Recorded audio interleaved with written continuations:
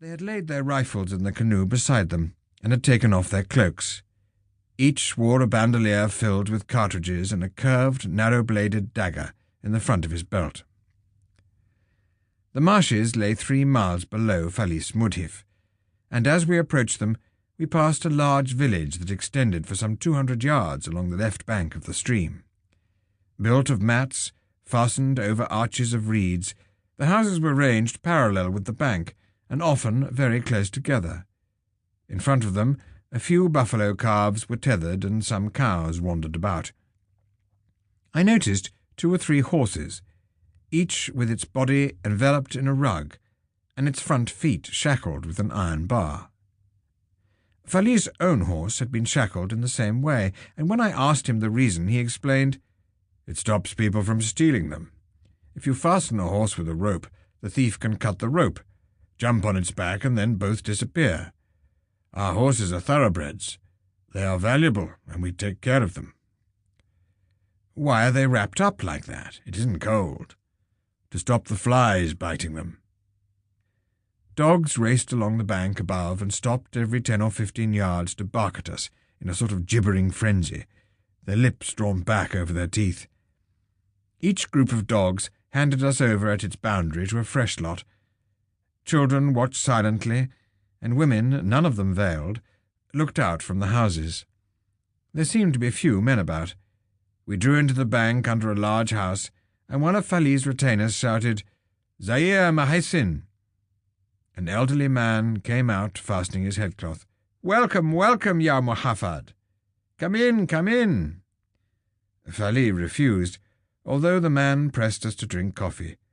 Fali asked, "Have you sent the men down to the marsh in their canoes?" "Yes, Muhaffad. They are all there and waiting for you at the mouth of the stream." "Are there any pigs in the reeds?" "Yes, but very scattered. The water is too low for them to have collected on the reed islands." "Come on, in you get." And Zaire Mahassin climbed neatly into the canoe and sat on the floorboards. Passengers always sit in the bottom of a canoe, the place of honour being that nearest to the stern against the rear thwart. When the crew paddle, 2 sit in the stern on the raised deck, one in front of the other, the third on the forward thwart, an uncomfortable narrow beam, while the 4th kneels in the bows.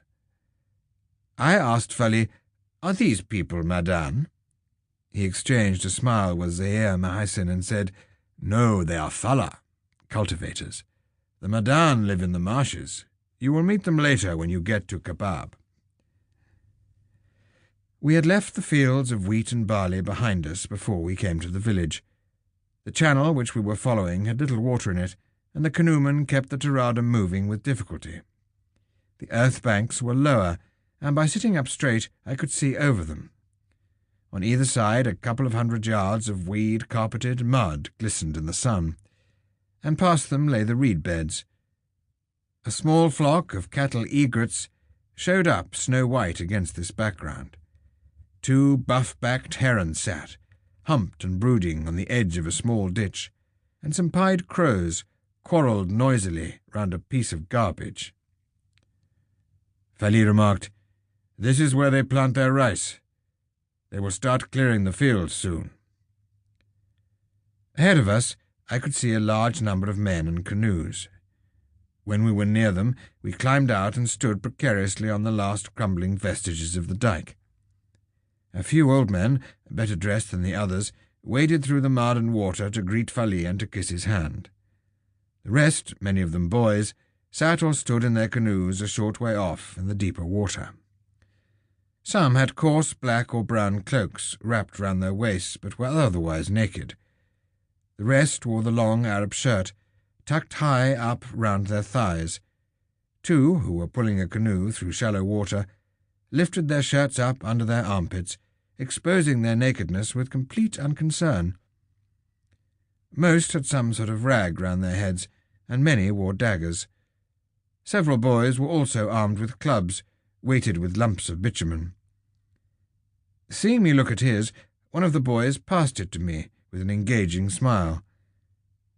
In general, these people were powerfully built and of moderate height, with light skins darkened by the weather. frank, open